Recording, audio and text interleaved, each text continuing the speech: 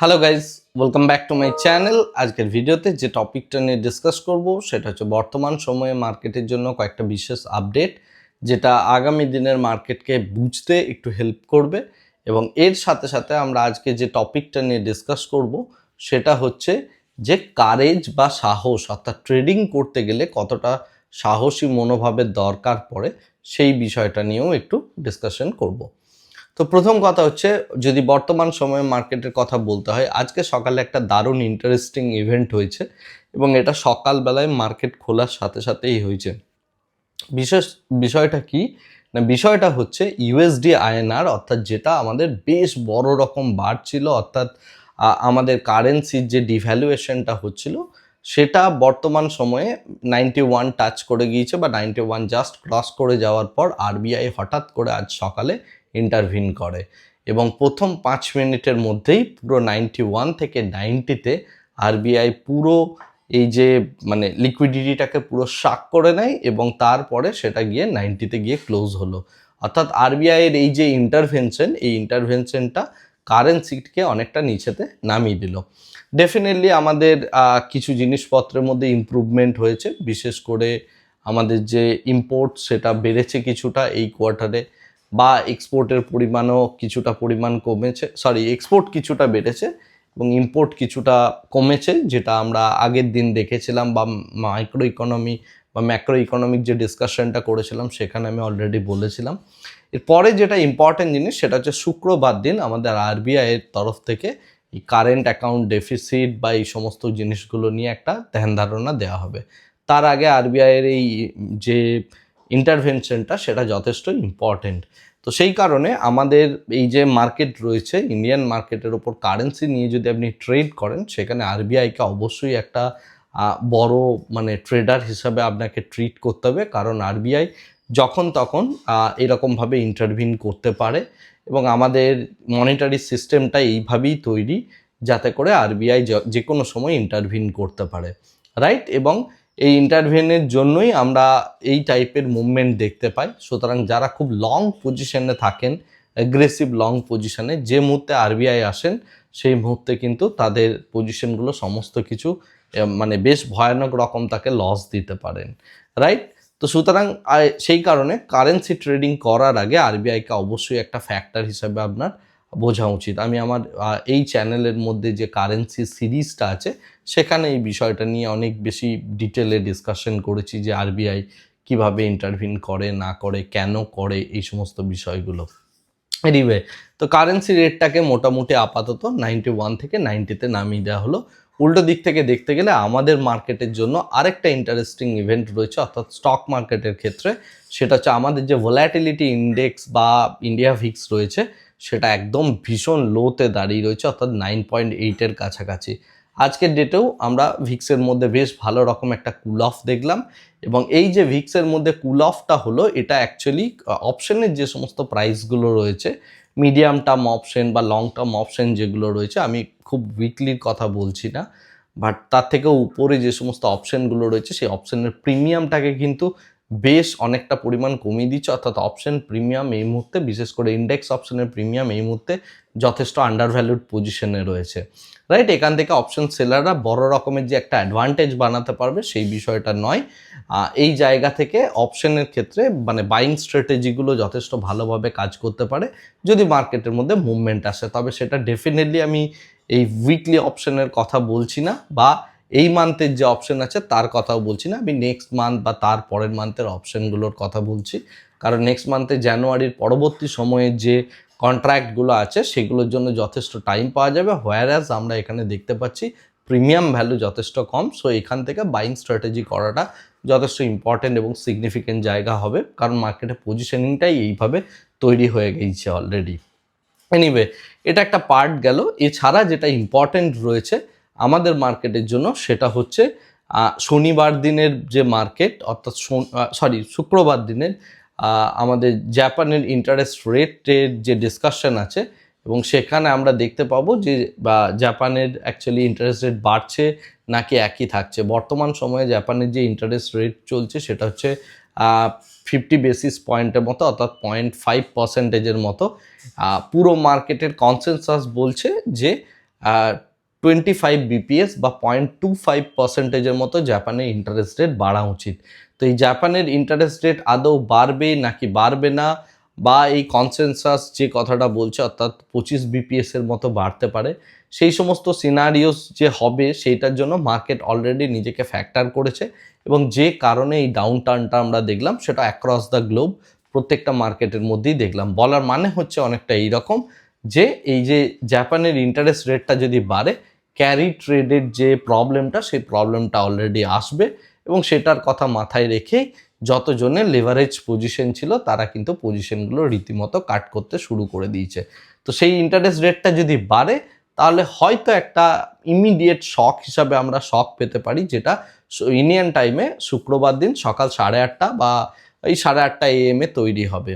এবং তারপরে আমার যেটা ধারণা, শুক্রবার দিন একটা গ্যাপ ডাউন ওপেনিংয়ের পর মার্কেট উপরের দিকে যেতে পারে, এখানে একটা লিকুইডিটি ক্রাঞ্চ হবে এবং সেই জায়গায় একটা লিকুইডিটি ট্র্যাপ তৈরি হতে চলেছে বলে আমার মনে হয়। অ্যাকচুয়ালি বিয়ার ট্র্যাপ হবে বলে আমার ধারণা, বিকজ যদি বিয়ার ট্র্যাপ না হতো তাহলে ভিক্স এতটা নিচে নেমে যেত না, রাইট? যারা আপনারা কারেন্সি মার্কেট একটু বোঝেন বা ডেরিভেটিভ মার্কেট বোঝেন বা এই বিষয়গুলোকে নিয়ে একটু চর্চা করেন, তারা আশা করি বুঝতে পারছেন যে আমি অ্যাকচুয়ালি কী বলতে চাইছি, রাইট?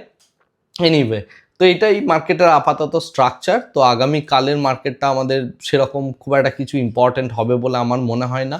মার্কেটের মধ্যে একটা ফিয়ারফুল যে মেন্টালিটি সেটা চলবে। আর আগামীকাল আমরা যেটা দেখতে পাবো সেটা হচ্ছে সেন্সেক্সের এক্সপায়ারি। সো সেন্সেক্সের এক্সপায়ারিতে এক্সপায়ারি প্লে যেরকম হয় সেরকমভাবেই হবে।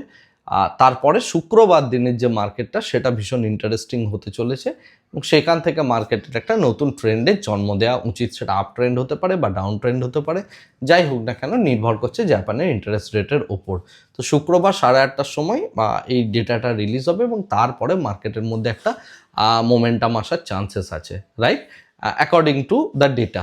ওকে, এনিওয়ে, আশা করি বোঝাতে পারলাম মার্কেটের পজিশনিংটা এই মুহূর্তে কী বা ইন্টারেস্টিং কী জিনিসটা হতে চলেছে সেই বিষয়টা।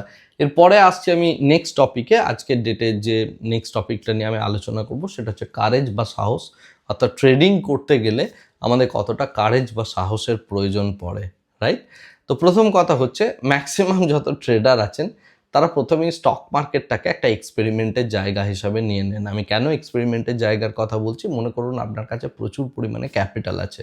ফর এক্সাম্পল, আপনার কাছে 20 লাখ 30 লাখ এরকম যাদের ক্যাপিটাল আছে, তারা প্রথমেই মার্কেটে আসে এবং ভাবে যে এইখানে একটা এক্সপেরিমেন্ট করি ছোট্ট, অর্থাৎ 1 লাখ টাকা নিয়ে শুরু করি বা 50,000 টাকা নিয়ে শুরু করি যখন স্টার্টিংটা হয়, রাইট? এবং সেই 50,000 টাকা যখন ডুবে যায় আবার টাকা নিয়ে আসে, আবার সেই জিনিসটাকে বাড়ানো হয়, বা সেই 50,000 হালকা প্রফিট দিলে তারপরে আবার ফ্রেশ টাকা নিয়ে আসে। এইভাবে মানুষের লোভ এবং তার সাথে সাথে ভয় সমস্ত কিছু একসাথে চলতে থাকে, এবং আলটিমেটলি রিটেল ট্রেডার যারা নতুনভাবে শুরু করছেন, হয় তারা পুরো ক্যাপিটালটার মধ্যে একটা বেশ বড় পরিমাণ নিয়ে ফেঁসে যান, আর না হলে ওই ছোট ছোট ক্যাপিটাল নিয়ে ট্রেড করতে করতে করতে করতে একটা লসের সম্মুখীন হন, রাইট? ফায়ারাস অ্যাপ্রোচটা হওয়া উচিত উল্টো।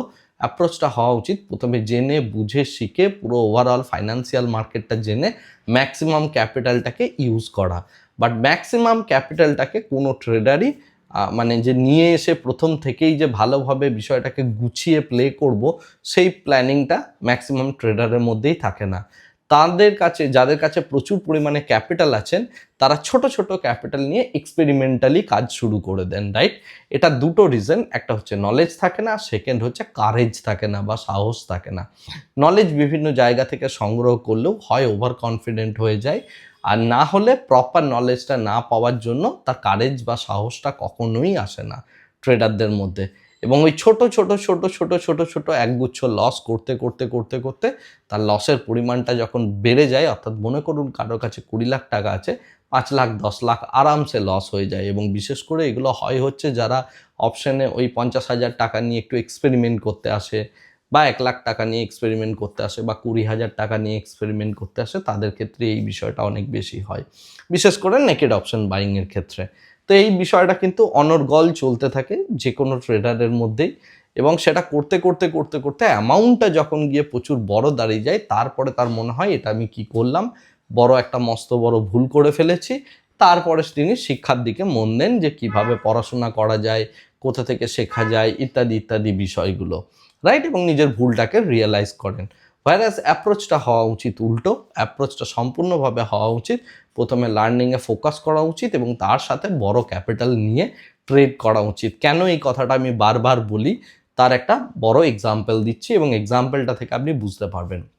সাপোজ আপনার কাছে একটা 20 লাখ বা 25 লাখ টাকা আছে, আপনি ঠিক করেছেন যে আপনি একটা রেস্টুরেন্টের ব্যবসা করবেন। তো রেস্টুরেন্টের ব্যবসা যদি আপনি করবেন এটা ঠিক করে থাকেন, আপনি কি প্রথমে এই জিনিসটা করবেন যে ঠিক আছে প্রথমে 50,000 টাকা নিয়ে আমি একটা ছোট্ট চায়ের দোকান খুলি বা আমি কেটলিতে করে প্রথমে চা বিক্রি করে দেখি যে বিষয়টা কেমন হচ্ছে, এক্সপেরিমেন্টাল? এটা তো কেউ করবেন না, রাইট? বেসিক্যালি যেটা আমি বোঝাতে চাইছি সেটা হচ্ছে ব্যবসায়িক মেন্টালিটি থাকলে সেটা ব্যবসায়িকভাবে অ্যাপ্লাই করা উচিত। যেভাবে আপনি যদি রেস্টুরেন্ট বানাবো এটা ঠিক করে থাকেন এবং আপনার বাজেট যদি 20 lakhs হয় বা 30 lakhs হয়, যাই হোক না কেন, বড় ক্যাপিটাল যদি হয়, আপনি ওই ছোট কাজটা করতে যাবেন না, কারণ ওটার মধ্যে টাইম নষ্ট হয়ে যাবে। রাদার আপনি একটা রেস্টুরেন্টের মডেল ঠিক করবেন, কোন লোকেশন হবে সেই লোকেশনটা ঠিক করবেন এবং মেনু ঠিক করবেন। আপনি আপনার যে কুক আছে বা যে শেফ থাকবে তাকে চুজ করবেন, কতগুলো টেবিল বসাবেন সেগুলো ঠিক করবেন। বলার মানে হচ্ছে ওই যে পার্টিকুলার আপনার ক্যাপিটালটা আছে সেটাকে কত ভালোভাবে আপনি ইউটিলাইজ করতে পারেন তার জন্য আপনি প্ল্যানিং করবেন। আপনি কখনোই কিন্তু চায়ের দোকান বানাবেন না বা কেটলি করে চা বিক্রি করাটা দিয়ে শুরু করবেন না যে আমার কাছে ক্যাপিটালটা আছে প্রথমে একটু এক্সপেরিমেন্ট করে নিই, যদি সাকসেসফুল হয় তাহলে আমি রেস্টুরেন্ট বিজনেসে যাব। এইভাবে ব্যবসা হয় না। এটা নর্মাল ব্যবসার ক্ষেত্রে আমরা জানি, কিন্তু স্টক মার্কেটের ক্ষেত্রে এই বিষয়টা কিন্তু আমরা কেউই জানি না, রাইট? বা ম্যাক্সিমাম জন এইভাবে কিন্তু আমরা কাজটা করি না যে আমার পুরো প্ল্যানিংটা আগে রেডি করা উচিত, প্ল্যানিংটা যদি ঠিক হয় তারপরে আমি ক্যাপিটাল নিয়ে বিষয়টা নিয়ে কাজকর্ম করতে পারি। এটা করতে পারি না এবং তার সাথে সাথে প্রচুর পরিমাণে ইউটিউব এবং ফ্রি যে সমস্ত মিডিয়ামগুলো আছে সেগুলো থেকে নয়েজ এবং তার সাথে নলেজ যাই বলুন না কেন সেটা নিয়ে নিয়ে নিজেদেরকে কন্টিনিউয়াস একটা এক্সপেরিমেন্টাল ফেজের মধ্যে গিয়ে গিয়ে নিজেদেরকে ট্রেডার হিসাবে তৈরি করার একটা ব্যর্থ প্রচেষ্টা ম্যাক্সিমাম জনই করে থাকেন। হোয়ারাস জিনিসটা সম্পূর্ণভাবে উল্টো হওয়া উচিত। এরপরে যখন আপনি এই এক্সপেরিমেন্টটা করছেন তখন আপনি দুটো জিনিস মিস করছেন। যদি আপনি এই এক্সপেরিমেন্টাল ফেজে থেকে থাকেন দীর্ঘ 4 বছর 5 বছর এরকম যদি একটা টাইম লাইন জুড়ে যদি আপনি একটা এক্সপেরিমেন্টাল ফেজে থেকে থাকেন তাহলে আপনি এখানে দুটো জিনিস মিস করছেন। এক নাম্বার হচ্ছে ওই যে টাইমটা সেই টাইমটা আপনি মিস করছেন, সেটাতে আপনার বড় রকমের অপরচুনিটি লস হচ্ছে।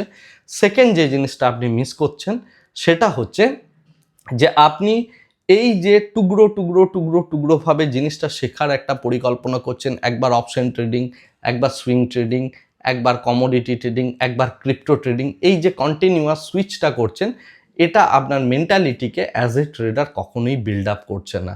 হোয়ারঅ্যাজ ছোট ছোট জায়গা থেকে ছোট লস বা বড় লস খেতে খেতে খেতে খেতে আপনি মানসিকভাবে বিপর্যস্ত হয়ে পড়ছেন, যেখানে না পারছেন আপনি প্ল্যানিং করে বিষয়টাকে নিয়ে সঠিকভাবে এগিয়ে যেতে, না পারছেন আপনি পুরো জিনিসটা সাহসের সাথে হ্যান্ডেল করতে, বুদ্ধিমত্তার সাথে হ্যান্ডেল করতে। তাই ক্যাপিটাল বড় থাকলেও অনেকে কিন্তু ফেলিয়ার ট্রেডারে পরিণত হয়ে যান।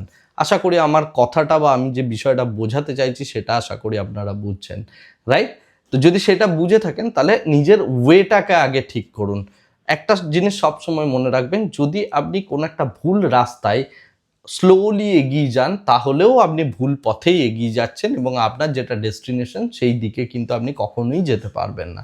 হোয়ারঅ্যাজ যদি আপনার রাস্তাটা ঠিক হয় কিন্তু আপনি যদি স্পিডে না গিয়ে স্লোলি এগিয়ে যান তাহলে কিন্তু আপনার রাস্তাটা যেহেতু ঠিক আপনি একসময় না একসময় ডেস্টিনেশনে পৌঁছাবেন, রাইট? তাই স্পিডটা গেমের পার্ট নয়, গেমটার পার্ট হচ্ছে আপনি যে ওয়েটা চুজ করছেন সেই ওয়েটা ঠিক না ভুল।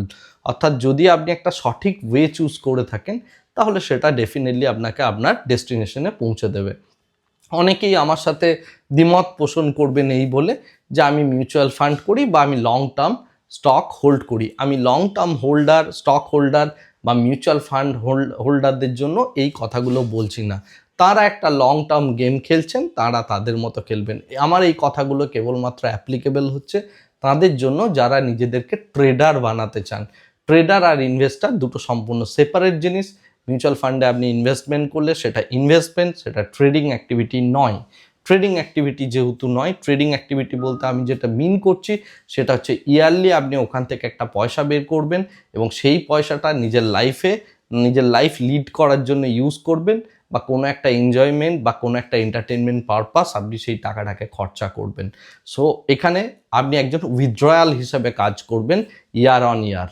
প্রত্যেক বছর আপনি কিন্তু মার্কেট থেকে পয়সা বের করার চেষ্টা করবেন, পয়সা ঢোকানোর চেষ্টা করবেন না।